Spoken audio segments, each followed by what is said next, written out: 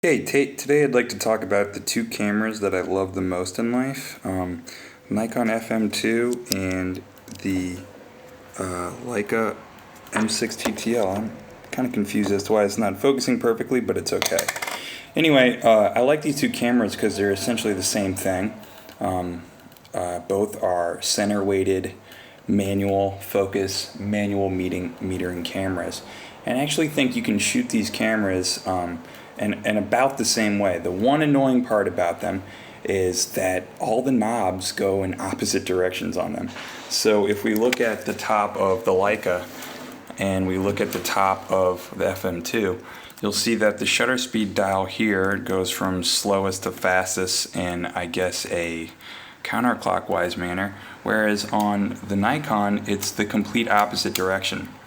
Now, the same is true for the focusing scale on the lenses. Here's infinity here on the dual range Summicron, and here's infinity on my 20mm lens.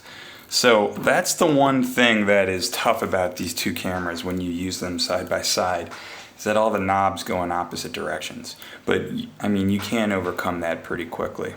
Ergonomically, they're pretty similar, right? They pretty much have a rewind knob, a shutter dial, and a shutter button with a film counter.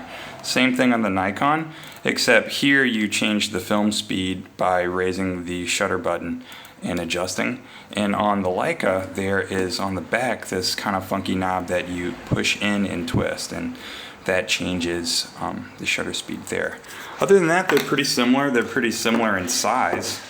Actually, the only thing that makes the Nikon any bigger is the prism. But they're both pretty light, both pretty small. Loading them is quite different. Of course, some people think that loading a Leica is difficult. I've actually never misloaded the Leica before, whereas the Nikon, I have misloaded it. I thought the film leader caught, and turns out it didn't, and I missed everything. But it's pretty simple with the Leica. You just remove the base plate, right? Makes that beautiful clicking noise. You open it, it's got a diagram that says, hey idiot, this is how you do it. It's pretty easy. You'll see the film take up spool right there. Just put the leader in between there. Back opens up. You can see what the back looks like with the pressure plate.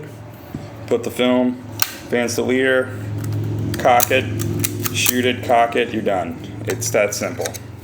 I always thought it was really easy. I was nervous about that at first, but it's quite easy. The Nikon is not too bad. It's got a locking film rewind knob. You just push, pull, pops open. There you go. You just add your film cassette. The film leader goes in this little hole. Cock, advance, shoot, close the back. Of course, the old trick for anyone interested in film, as in shot a lot of film, is you always check the rewind knob. See, as I advance now, nothing happens. But when there's a roll of film there, there's tension on this and it will twist. And if it's not twisting, you didn't pick up the film. Okay? A couple things that I love about these cameras is they are all manual. So the meters never get fooled, right? The photographer gets fooled. The way the Leica works is, if you see now, it's in its uncocked position, the shutter is just black. When we cock this, suddenly this white dot shows up. Well, that white dot reflects light into these little cells right here. I don't know if you can see them very well. There's one on the bottom, there's one on the top. And they read the reflected light off that dot. And that's how the meter in this camera determines the amount of light. How it displays that information to the user is pretty simple. When you look through the viewfinder, there are a red and there's a red arrow, a circle, and another red arrow. And when you see just the circle, you're at the proper exposure. The M6 Classic is a little bit different than that. It doesn't work that way. There's just two arrows, and when you see both arrows, you know that you have the proper exposure set. Let's see if we can do that with this camera today. If you'll get to actually see the red dot, let's see if we can look through the viewfinder. There it is. See that? So we're a little underexposed there. Oh, it's kind of hard to see. There you go. Just red dot. Good to go. You can see the viewfinder patch in the window. The Nikon meter actually is pretty similar. I think I like the output of the Nikon meter more because it's even more intuitive.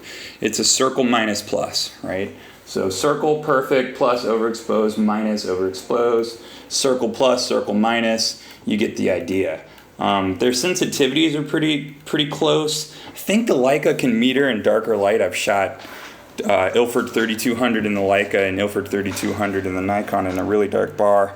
And I remember at f2 I could get about down to 1/15 of a second before, with the Leica, before it said, you know, I have no idea, and it goes off. So they work the same way. Let's take a look at through the viewfinder in the Nikon. I love this lens. Pretty cheap. It is a 20 millimeter f4.0, and the great thing about this lens is the depth of field, right? Pretty much never have to focus it once you stop down. And it's got these great color-coded depth of field line markers. I don't know if you'll be able to see that very well. See if the camera can focus there. And they're color-coded with the aperture.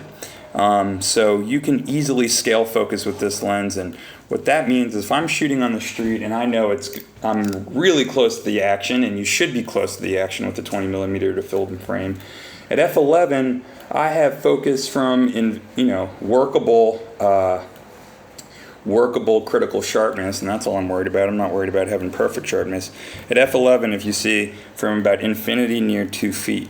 And I can change that a little bit if I know I'm going to be even closer, and I'm never going to focus this lens again on the street. So autofocus can't be faster than that, right? Because pre-focus the lens, pre-meter the lens, and shoot. If I'm shooting on an overcast day and the concrete is near neutral gray, well then I'll just meter off the concrete, focus the lens, and be done with it, and then just focus on composition. You know, it's really easy to shoot a manual camera that way, and that's how I shoot the Nikon. So the Nikon has a pretty good finder. I love the finder in the Nikon. The major difference being that, of course, it's a split prism, not a rangefinder patch like the Leica. So can we look through here? Well, yes. Right, there we go. Let me see if I can get the meter. So to turn the meter on the camera, you have to cock it like that, and it will come on. And let's see if this little Olympus will focus. Let's see what happens. Can we see it? Can we see it? There it is. So it's plus right now, so we'd have to adjust exposure. So they work really the same way. And the Leica you can pre-focus too. Of course, it's a 50 millimeter lens, so you have less depth of field. But of course, Leica, this is why a lot of people love them, have very, they show you the depth of field on the lens. I don't know why modern lenses don't do this anymore. It's such a standard way to shoot a manual focus camera. I guess that's because most cameras are made to be shot now in program or auto, and with autofocus. Again, you can scale focus this lens, and if you're working at a shooting distance on the street, you'll see that you really want to be around f11 there. Right, and that will give you focus anywhere from a little over 3 feet to around 5 feet. So you can have a nice working distance there on the street and look through the viewfinder and compose your images really well. So the other thing about them, well, here's where the battery is in the Leica. You just remove here, and there's 2 little cell batteries. They use the same batteries as the Nikon, which is great. Batteries on the Nikon are on the base plate. You just use a nickel or something to remove that and come out pretty easy. So, I mean, there's not really much to say about these cameras. Shutter, I guess the Nikon is louder. Here's that noise. Let's go to 1/125th of a second. This camera syncs at 200th of a second. I don't shoot a lot of flash, so I don't really care about that, but a lot of people do, and here's what it sounds like. Right? Definitely a nice clunk. And here's the Leica at 125. It's already cocked. So let's listen.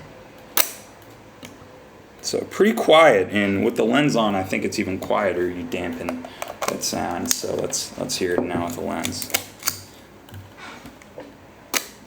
A little quieter. See, I tell you what, the Leica, it feels like a rifle bolt when you cock it. It's got this positive feel. It feels mechanical. They have these really funny shutter speed sounds. A lot of people, when they get their first Leica, they put it on a 15th of a second, and they hear this funny noise. Let's see if you hear it. It sounds like it's broken. That's just what they sound like. Don't panic. To rewind the film, it's just simply push that over R here and start twisting. I like the rewind knob on the M6 is better than I do like an M3 or something. On the On the FM2, there's a button on the base plate like most SLRs. You push that button in, which is right here, and you rewind. That's pretty much it. I mean, they're really similar cameras to use. Of course, I have two pretty different focal lengths on them. A 20, which is probably my favorite street lens of all time, and it can do landscapes, and it can do architecture. A lot of people struggle with wide angles because they just don't get close enough.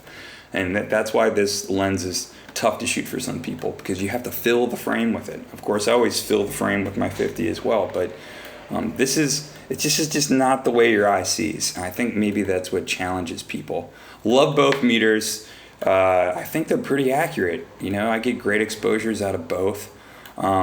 Both finders can flare. A lot of people talk about the M6. Oh, it has finder flare. In other words, when you try to focus the rangefinder patch, it will flare and you can't see the double image. But there's some ways to overcome it. You can just tilt it, move it a little bit, change eyes. That usually fixes it.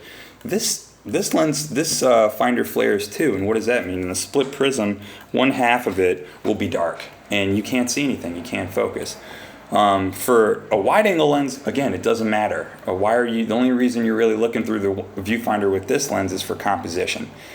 Focus, you guesstimate. It's got a great distance scale on it, and it's pretty accurate. So if you think you're 5 feet away from the subject, you know, at f5, 6, or 8, that's good enough. The image is going to be beautifully sharp.